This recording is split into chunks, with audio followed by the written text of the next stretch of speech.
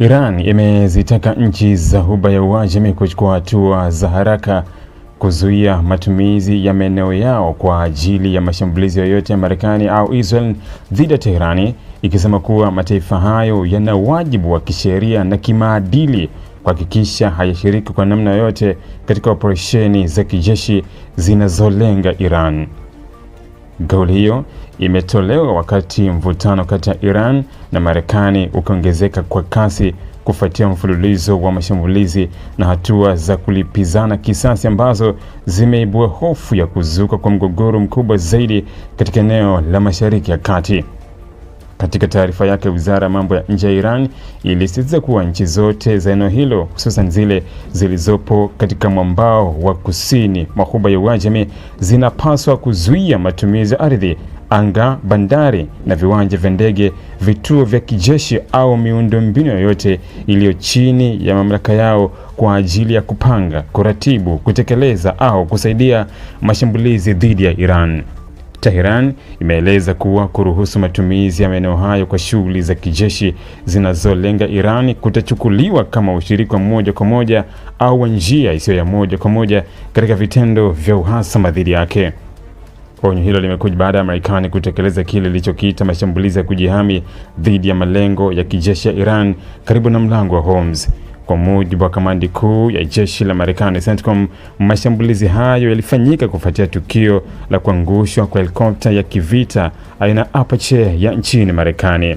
Rais wa Marekani Donald Trump aliituhumu Irani kwa kuhusika na tukio hilo na kusema kuwa Marekani ilikuwa na haki ya kujibu ili kulinda wanajeshi wake na maslahi yake ya usalama katika eneo hilo. Jeshi limesema mashambulizi yake yalilenga mifumo ya ulinzi wa anga ya Iran, vituo vya udhibiti wa operesheni za kijeshi pamoja na rada za ufuatiliaji zilizopo karibu na mlango wa bahari wa Hormuz. Maafisa wa Marekani wameeleza kuwa operesheni hiyo ilikuwa ya kiwango maalum na haikulenga kuanzisha vita kamili dhidi ya Iran, bali ilikuwa ni hatua ya kujibu kile walichokitaja kwa uchokozi usiohalalishwa kutoka upande wa Teherani. Hata hivyo, Iran imepinga maelezo hayo na kuyataja mashambulizi ya Marekani kuwa ni ukiukwaji wa wazi wa sheria za kimataifa na mamlaka yake ya kitaifa. Viongozi wa Iran wameonya kuwa nchi hiyo haitasita kujibu kwa nguvu mashambulizi yoyote yatakayofanywa dhidi yake na kwamba hatua zozote za kijeshi kutoka Marekani au washirika wake zitakabiliwa na majibu makali zaidi.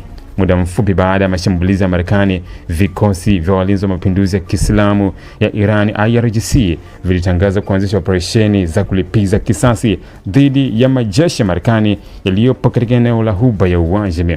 Kwa mujibu wa taarifa ya IRGC, drones na silaha nyingine zilitumika kulenga makao makuu ya kikosi cha 5 cha jeshi la wanamaji la Marekani nchini Bahrain. Kikosi hicho kilisema mashambulizi hayo yalikuwa ujumbe wa wazi kwamba Iran iko tayari kujibu kwa nguvu yoyote itakayoona inahitajika ili kulinda usalama wake wa kitaifa. Baadaye Iran ilitangaza kuwa ilifanya mashambulizi mengine dhidi ya vituo vya kijeshi vya Marekani vilivyopo nchini Kuwait na Jordan, ingawa mamlaka za Marekani na baadhi ya nchi husika zilisema mifumo yao ya ulinzi wa anga ilifanikiwa kunasa sehemu kubwa ya makombora na ndege zisizo na rubani zilizorushwa. Tukio hilo limeongeza wasiwasi mkubwa kuhusu uwezekano wa kuenea kwa mapigano katika eneo lote la Mashariki ya Kati. Wachambuzi wa masuala ya usalama wanaeleza kuwa hatua ya Iran kuonya mataifa ya Ghuba ina lengo la kuzuia nchi hizo kutoa ushirikiano wa kijeshi au kiintelijensia kwa Marekani na Israel. Mataifa kadhaa ya Ghuba yana ushirikiano wa karibu wa kiusalama na Marekani na baadhi yao yanahifadhi maelfu ya wanajeshi wa Marekani pamoja na vituo muhimu vya kijeshi. Kutokana na hali hiyo, Iran inaona uwezekano wa maeneo hayo kutumika kama sehemu ya maandalizi au utekelezaji wa operesheni za kijeshi dhidi yake.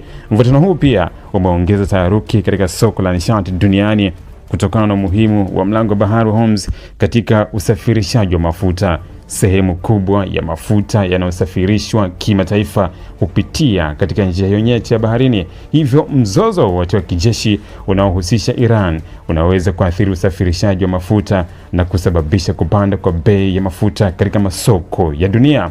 Wawekezaji wa serikali mbalimbali wanaendelea kufuatilia kwa karibu maendeleo ya hali hiyo kutokana na athari zake kwa uchumi wa kimataifa.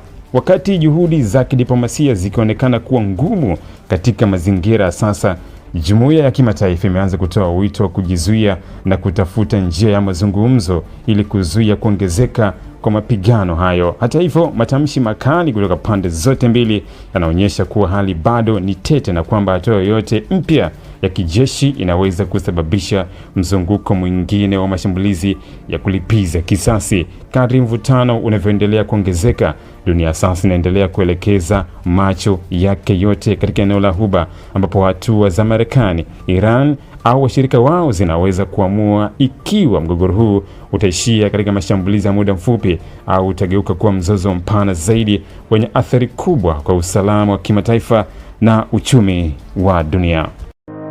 Ili kuwa mwanafamilia bora wa Global TV, usisahau kusubscribe, like, kushare na kucomment.